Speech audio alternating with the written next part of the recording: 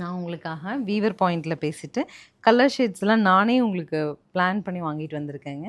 So பாஷ்வாடா batik salwar material 880ல் 2.5 metre top, 2.5 metre bottom, 2.5 metre துப்பட்டாவோட தாராளமாக 5 to 6 எக்ஸல் ஸ்டிச் பண்ணலாம். மெயின் திங் இதனோட கம்ஃபர்ட்னஸ்ங்க. லாங் இது போகிறக்கு எல்லாமே நல்லா வாஷ் பண்ணிக்கலாம்.